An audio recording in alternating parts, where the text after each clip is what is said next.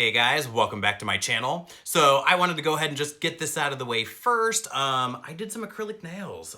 You'll probably see them a lot in this video, but that's not what this video is about. This is about the new Crown Brushes Glam Metals palette. And honestly, just an excuse for me to babble on about my favorite glam metal album of all time. So if you want to see how I created this look using this Glam Metals palette, then keep watching.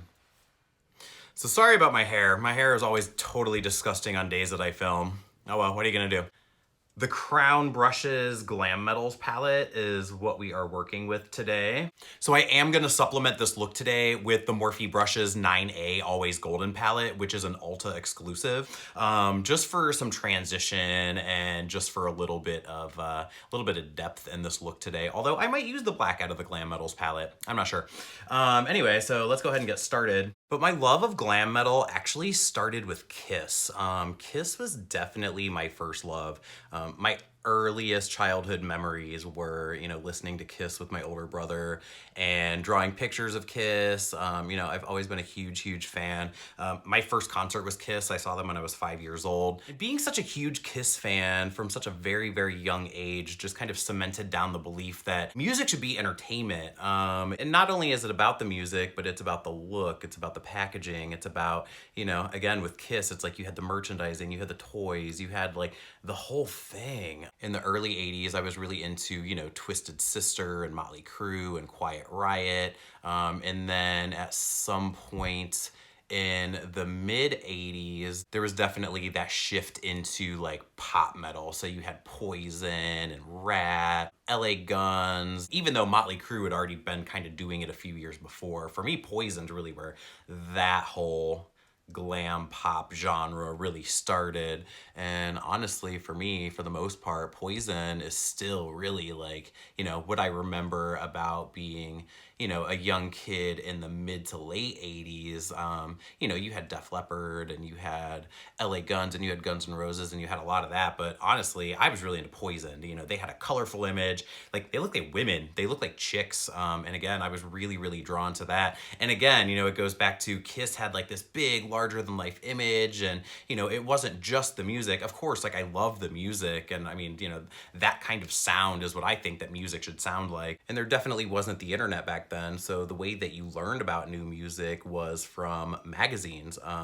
And my mom would buy me, all of the rock magazines back in the day. So you had, Circus and Hit Parader, Metal Edge for sure. I mean, Metal Edge definitely shaped my childhood. So I was definitely always aware of all of the new music and all of the new records that were coming out.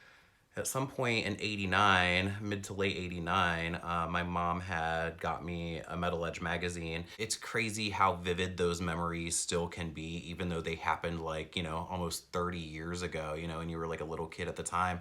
But I remember so vividly flipping through Metal Edge magazine and coming across an ad for this new album that was coming out. I just remember this ad caught my attention right away, and it said, "Leather Boys with Electric Toys is up there in the top 3 albums of all time, enough said," which was a review by, I guess, a magazine called Metal Forces. But I remember it catching my attention right away because, again, I am, and I've always been, such a huge fan of Kiss and just like, their cover art, and especially the artwork of Ken Kelly, who did the artwork for Destroyer and Love Gun. And they were like these larger than life kind of superhero kind of characters anyway. And then just with the style of that artwork, it brought everything. It made everything that much more larger than life, and they just seemed like these unreachable, just like almost like these mythical creatures. Does that make sense? Am I sounding really cheesy? Probably. And then to be flipping through a magazine in the late 80s and seeing an ad that for me just kind of gave me the same feeling as seeing, like a Kiss album, like, again, Destroyer, Love Gun, just the whole vibe of those album covers. Even Poison had kind of toned down their image, you know what I mean? Like, by the time the Flesh and Blood album came out, they weren't really glam anymore. They still had that glam kind of music, the sound was still there, but they definitely toned down their image quite a bit by that point already.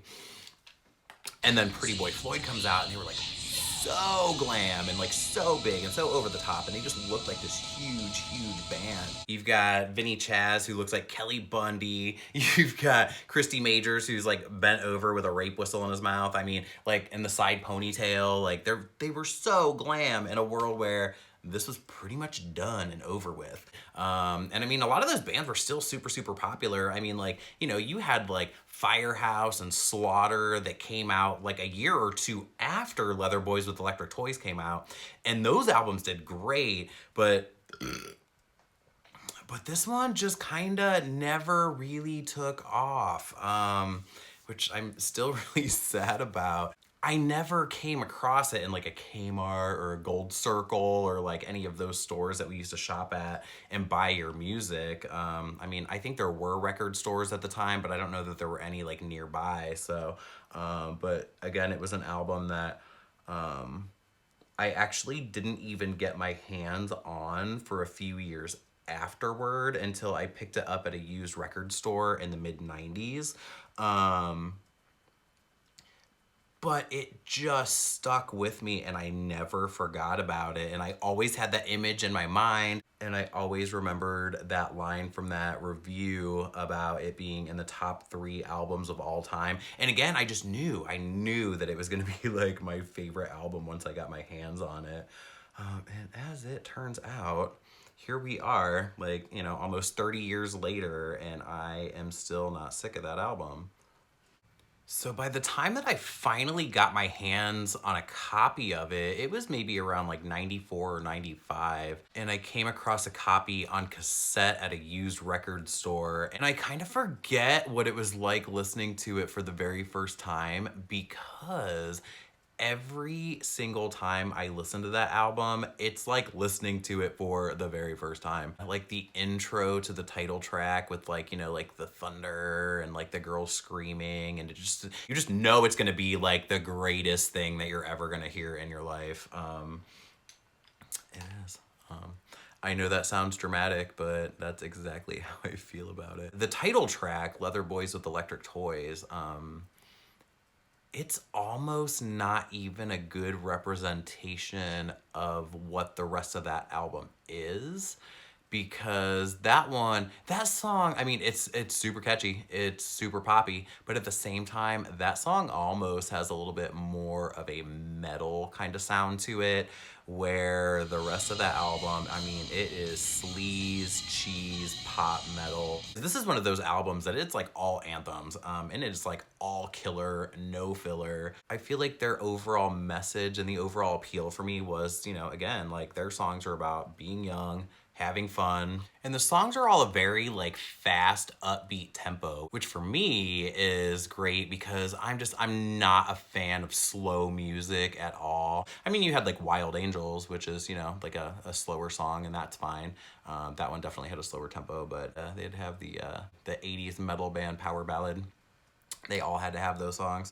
And I've actually never been a huge fan, or even a small fan, actually, let's be honest, of the Power Ballad. But like, I Want to Be With You, as far as like the slow 80s ballad, like power ballad love song kind of songs, I Want to Be With You is fucking rad. It's so good, because it does have some power. It's not just a ballad. But I've always felt like if that album had come out like a year before, or even like 6 months before it did, I feel like they could have been huge. I feel like that album would have done so well. I feel like they would have been like, I mean, I still think that it would have been over for them, you know, by like 92, 93, kind of with the rest of those bands. But I think that they could have been like huge superstars had that album come out just a little bit sooner.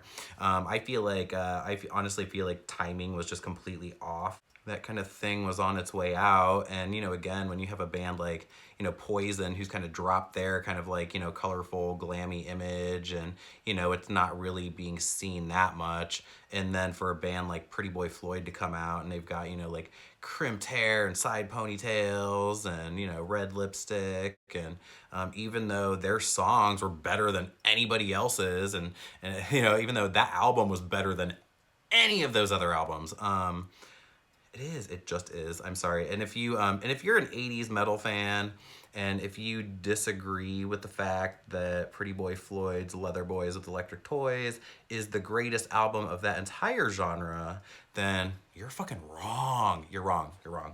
I have definitely listened to that album thousands, like no exaggeration, thousands of times. And it is still, it's like I still get just as excited over those songs, and I still get just as excited over that album as I did when I was first listening to it. Like, it has not lost its magic. There is just still, I never get sick of it. I always listen to it. I always have the album on hand. Anybody that spent any amount of time with me in real life probably knows that album inside and out, even if they're not a huge fan of it. Sorry, Tim. And I think everybody that I know in real life probably already knows this by now, but I feel like I need to put it on camera just so it is totally official and so that everybody knows that when I die, at my funeral, the only music I want played at my funeral is Leather Boys with Electric Toys on a loop, over and over. All 10 songs, over and over and over, for as long as that party lasts. That's the only music I want. That is the only music I want played at my funeral. It's the most important to me as far as like music goes, you know? I've got to say, the colors in this palette are really nice. They are working really well. And of course, I am putting the shimmers down over top of the NYX glitter primer, like I do with every other shimmer. But it's really working out quite nicely. I'm a pretty big fan. Now, after all of these years, and again, Leather Boys with Electric Toys came out in October of 1989, and Pretty Boy Floyd never really went away. They released some EPs, there was a bunch of demos, they did kind of release a new album at some point that I just didn't really get into. But I feel like as far as a true follow-up to Leather Boys, there never really was that. They did just release a new album in December, which is called Public Enemies, and has a couple of really good songs on it. Is it, for me personally, like a true follow-up to what Leather Boys with Electric Toys is? No.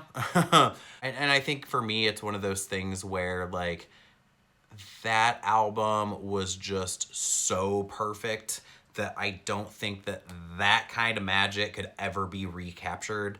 And they're one of those bands that I'm always gonna support, I'm always gonna back, I'm always gonna go see live if they would ever come anywhere near Cleveland. I mean, they have quite a few times, but it's been a long time.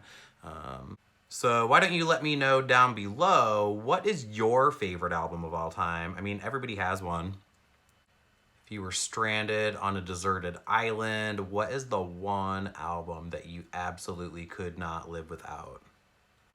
Take a minute, think about it. Let me know down below what your favorite album of all time is. I'm gonna take a quick break to put on some mascara, and I will be right back with the final look. My hair is so completely dirty right now that I cannot believe I made it look decent. It smells really bad. So if you somehow managed to make it through all my rambling about shit you do not even care about and somehow managed to make it to the end of this video, there is something in it for you. I picked up a second of the Glam Metal palette to give away to one lucky winner. And there's a catch. This is actually a pop quiz. My username, Mascara Masquerade, came from a song on Leather Boys with Electric Toys. So you have to tell me which song I stole my username from. Put it in the comment section down below. Mila, however you pronounce your name, Queen Obscene, you are not allowed to play along with this game because you already know the answer. Give everybody else a chance to get their answers in. I'll go ahead and throw your name in the hat that I draw from. That way you still get a chance of winning even though you're not allowed to play. Answers must be in by Sunday, April 1st. That's when I will go ahead and draw a name and contact the winner, and I will go ahead and get your palette mailed out to you. Until then, take care, and I'll see you on the next one.